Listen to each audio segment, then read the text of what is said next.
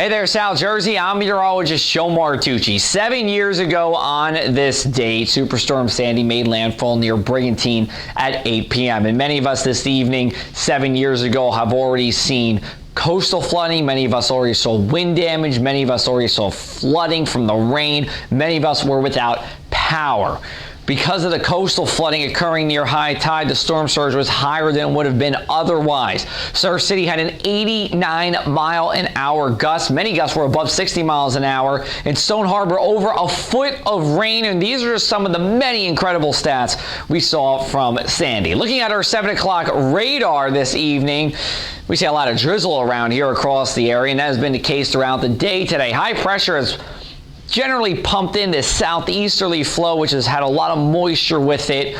It's really only been around for the first couple thousand feet of the atmosphere. Once you go up about 4,000 or 5,000 feet, it's been sunny, and you can see that all the way up to the top of the atmosphere. For this evening, temperatures falling very slowly through the 60s and into the 50s. By the time we get towards midnight, everywhere should be in the upper 50s with fog and drizzle. We'll continue that into the overnight hours. Temperatures above average, and actually not a bad night to leave the windows open as long as you're okay with the drizzle that will be around. Then as we go into Wednesday, we see a little bit of sunshine for our morning, and we'll continue to see a few peaks of sunshine, mainly on the mainland throughout the day. But overall, Wednesday is trying to do his best impression of Tuesday. Then all attention turns to our Halloween storm.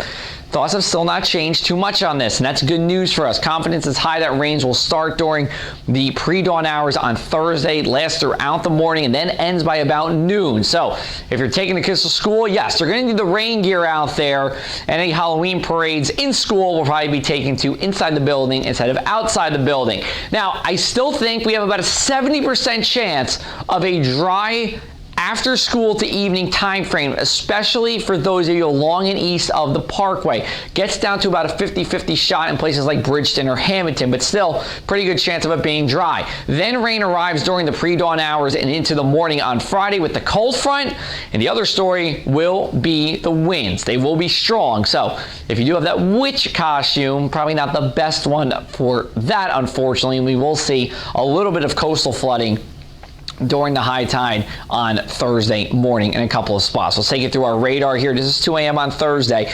Scattered showers around throughout, and that continues into Thursday morning. Then what happens is a warm front lifts, and we see a lot of rain to our west and to our north, but it's not coming at least throughout the afternoon on Thursday. We still look to be dry. Look what our rain is to the west. That's with the cold front. And yes, that will come through sometime during the pre-dawn hours on Friday and then ending just after dawn. And we will see between a ½ inch to an inch of rain total with this. And this is really going to be good news for our drought situation, which is still in some parts of South Jersey. Here's your trick-or-treat forecast. A fun-sized candy bar treat. Unfortunately, not a king-size candy bar, but we will take it here. Temperatures very mild here, but it also will be windy as well.